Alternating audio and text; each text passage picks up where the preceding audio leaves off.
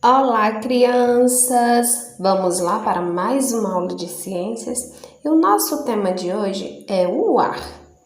Então, o ar ele está presente ao nosso redor, né? No solo, na água, no interior dos objetos e até mesmo nos seres vivos. Apesar de não conseguirmos enxergar o ar, podemos perceber a sua existência em diversas situações do cotidiano. Muitas dessas situações envolvem o ar em movimento, ou seja, o vento. O ar, ele apresenta propriedades, né? Para conhecer algumas dessas propriedades, acompanhe a seguir o que Marina realizou em sala de aula. Observem com bastante atenção a atividade realizada por Marina. Bom, primeiro, nessa atividade, ela quis, explicar que o ar ocupa um lugar no espaço. Então, ela encheu uma seringa de plástico com ar. Em seguida, ela tampou a extremidade da seringa com o dedo e empurrou o embolo. Então, observe aí o que aconteceu, na imagem. Então, Marina percebeu que não conseguiu empurrar o embolo completamente. Isso ocorreu porque o ar presente no interior da seringa ocupa lugar no espaço interno dela, ou seja, o ar ocupa o lugar no espaço. Em uma segunda ocasião da atividade, ela quis mostrar, que o ar exerce pressão sobre os corpos. Bom, ainda com o dedo na extremidade da seringa, Marina soltou o embolo.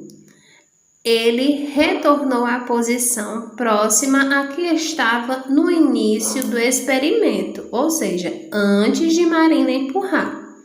Isso ocorreu porque o ar presente no interior da seringa exerceu pressão e empurrou o embolo. O ar exerce pressão nos corpos em todas as direções. Assim, após Marina pressionar o embolo, o ar exerceu pressão nas paredes da seringa, no embolo e também no dedo de Marina, que tampava a extremidade da seringa. Agora, nessa terceira ocasião, Marina quer mostrar que o ar ele possui massa. Ou seja, utilizando uma balança, ela mediu a massa de uma bola de futebol que é cheia de ar. Em seguida, ela retirou grande parte do ar que estava no interior da bola e mediu a sua massa, novamente na mesma balança. Então, Marina percebeu que a balança registrou maior massa para a bola cheia de ar em comparação com a bola murcha. Isso ocorreu, entre outros fatores, porque o ar possui massa, sim. Vocês sabem o que significa a palavra vácuo? Vamos lá. Bom, o termo vácuo ele faz referência a locais completamente vazios, inclusive sem ar. No dia a dia, essas condições não é encontrada naturalmente em locais e em objetos. No entanto, é comum ouvirmos falar em alimentos embalados a vácuo. Nesse caso, o vácuo se refere a uma técnica na qual se retira grande parte do ar do interior das embalagens para manter os alimentos conservados por mais tempo.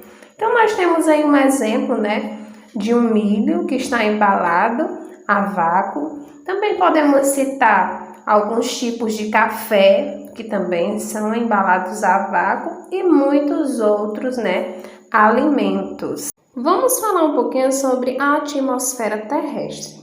Bom, a atmosfera terrestre é a camada de ar ao redor da Terra. De um modo geral, a atmosfera terrestre é composta por gases, vapor de água, poeira e pequenos seres vivos que não conseguimos enxergar a olho nu. O ar atmosférico é formado por uma mistura de vários gases, mas quais gases são esses que fazem parte dessa mistura? Então, nós vamos aprender agora. São os seguintes gases presentes no ar atmosférico: 1.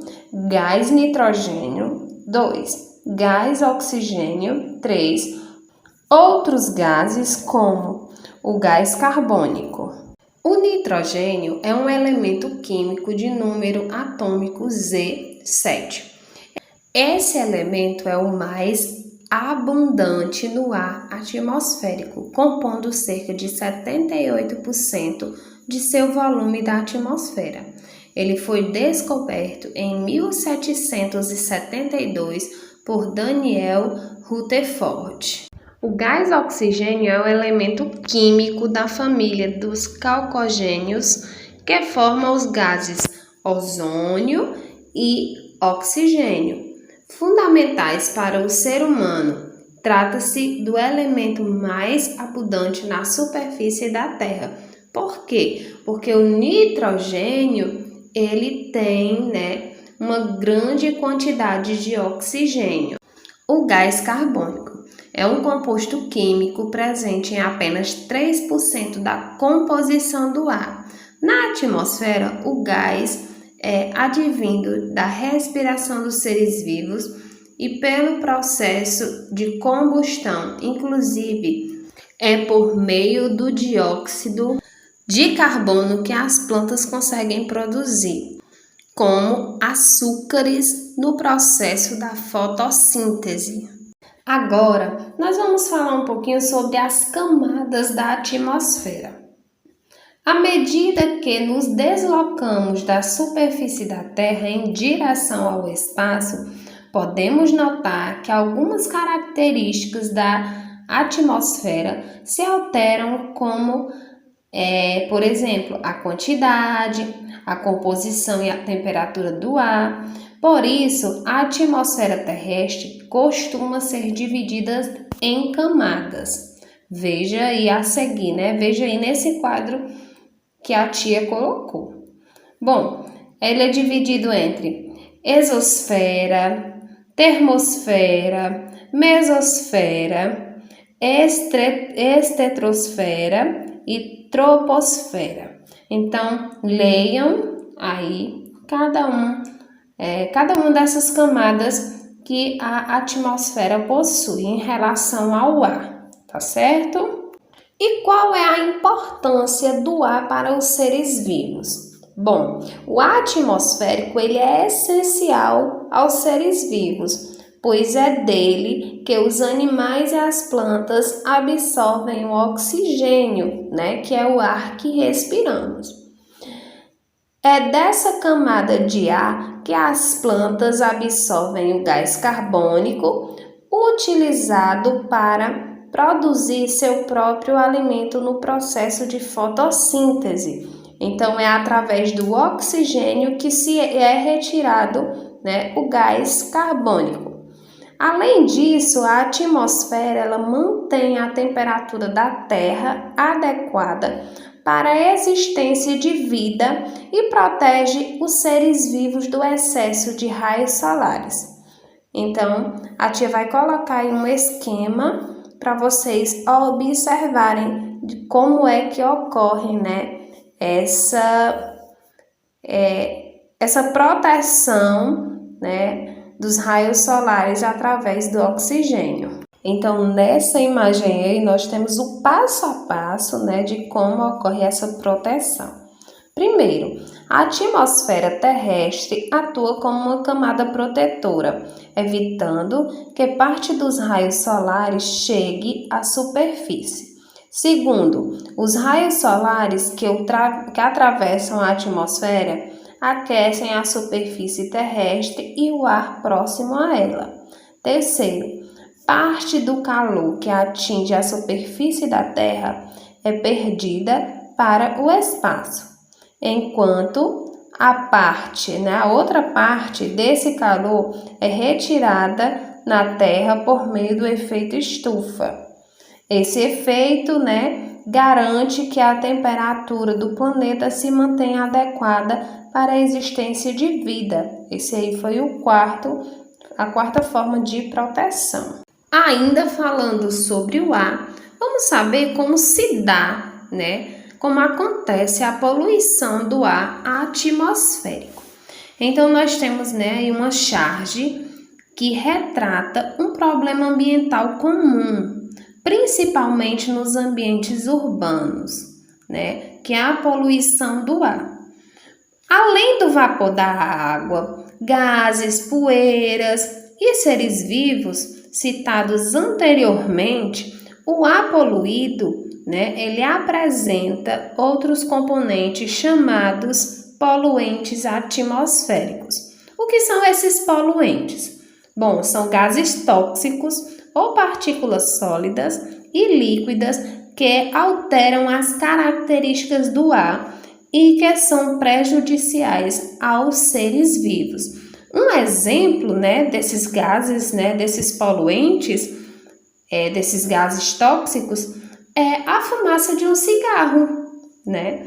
A fumaça de um cigarro, ela é altamente tóxica, ela faz mal, tanto para quem fuma, né, para o fumante, quanto para as pessoas que estão ali recebendo, né, o poluente, né, que está no ar. Então, as atividades humanas, elas são as principais causas, né, de liberação de poluentes na atmosfera, né? Então, por exemplo, as fábricas que emitem grande quantidade de poluentes, as queimadas de combustível, né, dos carros que estão passando pela rua. Muitas vezes os seres humanos eles realizam queimadas, né, para limpar o solo, para ficar bom para o plantio, né?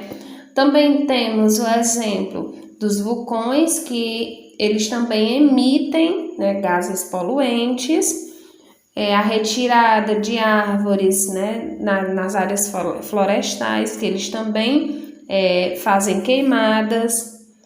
Quando alguém resolve queimar o lixo, né? Então, cuidar do meio ambiente é o dever de todos, né? Refletir sobre as nossas atitudes e suas consequências pode auxiliar na redução da poluição ambiental sobre cada uma das nossas atitudes, né, das suas atitudes no dia a dia. Então, pensem bem e cuidem bastante do nosso meio ambiente. Bom, pessoal, por hoje é só. Então, foi uma aula bem completa sobre o ar.